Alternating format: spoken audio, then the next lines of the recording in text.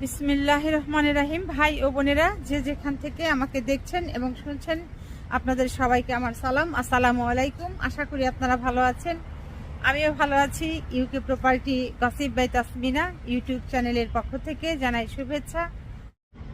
আজ মে মাসের 30 তারিখ শুক্রবার 2025। এই মুহূর্তে লন্ডনের তাপমাত্রা আছে 25 ডিগ্রি সেলসিয়াস। বেশ ভালোই গরম। তো বাসা থেকে বের হয়েছি, যাচ্ছি একটু বাজারে। ওখানে অল্প কিছু বাজার সদাই করতে হবে। তো ভাবলাম যেতে যেতে আপনাদের সাথে একটা বিষয়ে কথা বলে নেই। তো এখন যে বিষয়টি নিয়ে কথা বলতে চাচ্ছি সেটা হলো যে, একটি কথা আছে যে ঝড়ে বক পড়ে কিংবা মরে, ওদিকে ফকিরের কেরামতি বাড়ে। বাংলাদেশে রাজনৈতিক অঙ্গনেও ঠিক একই অবস্থা দেখা যাচ্ছে, একই অবস্থা বিরাজমান।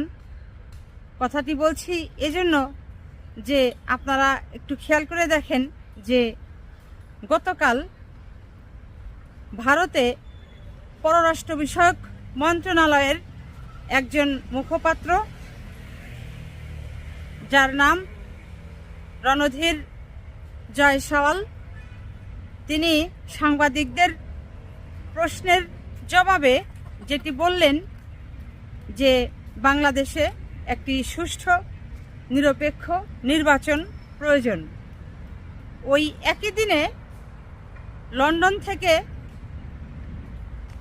বিএনপির ভারপ্রাপ্ত চেয়ারম্যান জনাব তারেক রহমান, তিনি বাংলাদেশে বিএনপির নেতাকর্মীদের সাথে একটি তাদের রাজনৈতিক দলীয় প্রোগ্রাম ছিল। সেই প্রোগ্রামে তিনি যেটি বললেন যে বাংলাদেশে নির্বাচন ডিসেম্বরের ভেতরেই তিনি চান এবং নির্বাচন বর্তমান সরকারকে দিতে হবে। আবার ওই একই দিনে একই সময়ে বর্তমান যে অন্তর্বর্তী সরকার আছে, জনাব ডক্টর প্রফেসর মোহাম্মদ ইউনূস সাহেব, তিনি রাষ্ট্রীয় সফরে গিয়েছেন জাপানে। সেখানে গিয়েও আবার বলছেন যে বাংলাদেশে শুধুমাত্র একটি রাজনৈতিক দলই নাকি শুধু নির্বাচন করে, নির্বাচন চায়। তো এদিকে এই যে ত্রিমুখী সংঘর্ষ, জি ভালো আছি। চোখ থেকে সানগ্লাস খুলে নিয়ে এখন কথা শুরু করলাম। কারণ হলো, মাঝখানে রাস্তা দিয়ে যখন ভিডিও করে করে আসছিলাম, হাঁটছি আর কথা বলছি, মোট একজন হচ্ছে মুরব্বির সাথে কথা হলো, অপর একজন হচ্ছে আমার সম্পর্কে পরিচিত বোন হয়, আর অপরজন হচ্ছে আমার এই চ্যানেলের একজন দর্শক। এদের সবার সাথে দেখা, রাস্তায় এরা আমাকে ধরলো। এদের সাথে অল্প কিছু কথাবার্তা বলে আবার পথ চলা শুরু করলাম।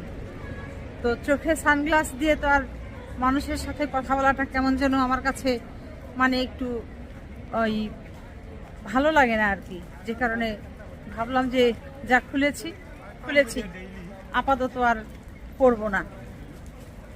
বাজারের খুব কাছাকাছি চলে এসেছি।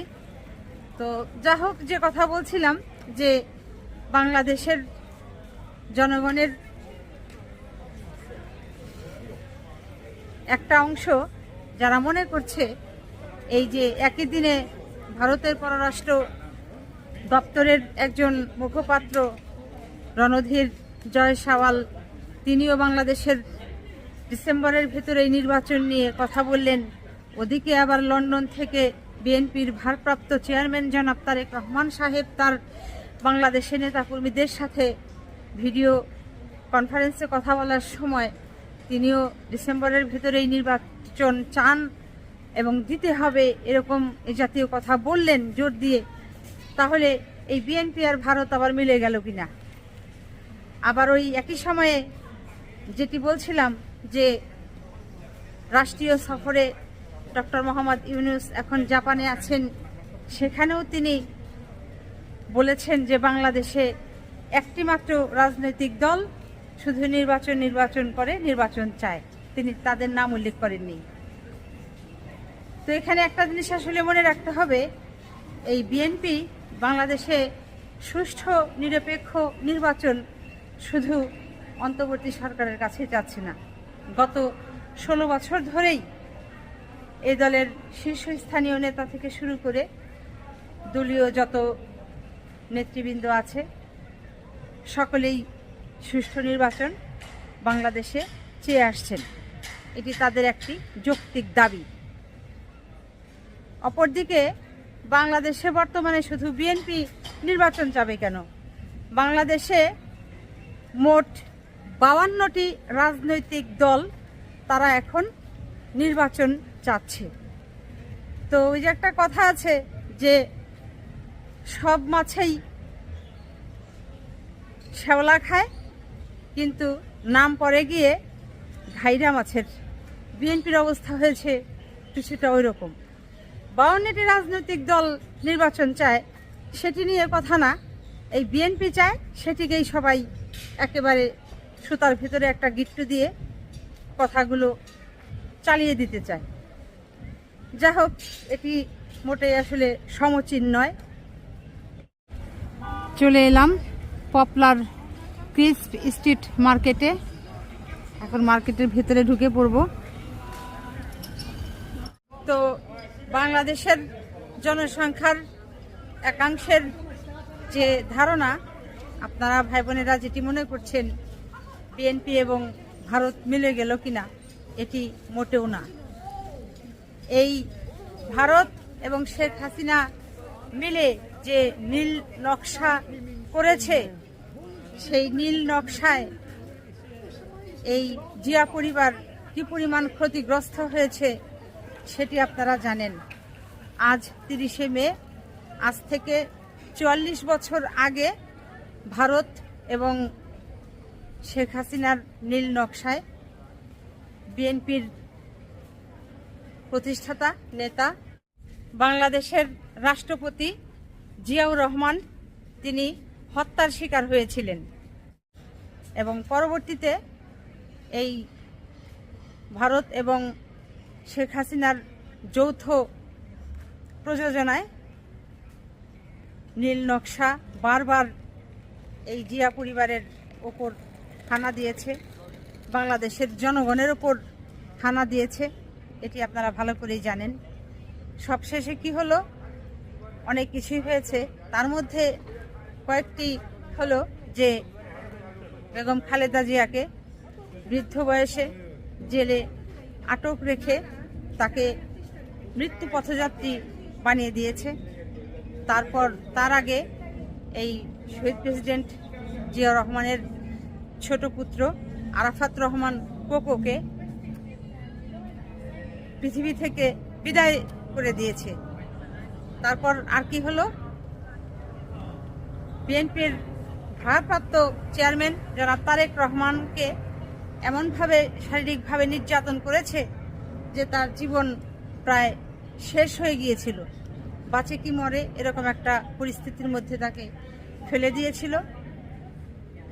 এবং সর্বশেষ যেটি আমরা দেখলাম, আজ বিভিন্ন পত্রপত্রিকাতে এটি ঢালাওভাবে প্রচার করেছে যে এই ভারত এবং শেখ হাসিনা তাদের সর্বশেষ নীল নকশাটা ছিল এই যে এই সুব্রত বাইন তাকে লন্ডনে পাঠাবে এবং জনাব তারেক রহমান সাহেব যে মসজিদে নামাজ পড়েন, বিশেষ করে জুমার নামাজ আদায় করেন, সেই মসজিদে ওত পেতে থেকে এই সুব্রত বাইনকে দিয়ে তাকে হত্যা করবে। হত্যার পর সুব্রত বাইন আবার কানাডায় পালিয়ে চলে যাবে এবং সুব্রত বাইনের নাম রাখা হয়েছে একটা মুসলিম নাম, ফতেহ আলী, এবং তার যে পাসপোর্ট বানানো হয়েছে সেটিতে আবার বলা হয়েছে সে একজন পাকিস্তানি। মানে কি পরিমাণ নীল নকশা, কি পরিমাণ তাদের চক্রান্ত, কি পরিমাণ তাদের এই কুবুদ্ধিতে মাথাটা ভরপুর। চিন্তা করেন। যা হোক, সব কিছুই আল্লাহ যাকে রক্ষা করে, বান্দা কোনো পরিকল্পনা করেই তার লাভ হয় না। আল্লাহ হচ্ছেন উত্তম পরিকল্পনাকারী, সাহায্যকারী। আল্লাহ তাদের সেই কুপরিকল্পনা নষ্ট করে দিয়েছেন।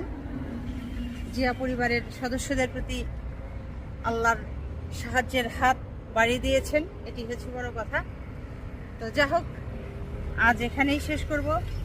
সবাই ভালো থাকবেন, সুস্থ থাকবেন এবং আমার জন্য দোয়া করবেন। আমার এই চ্যানেলটিতে লাইক, কমেন্ট, শেয়ার এবং সাবস্ক্রাইব করবেন। আসসালামু আলাইকুম, আল্লাহ হাফেজ।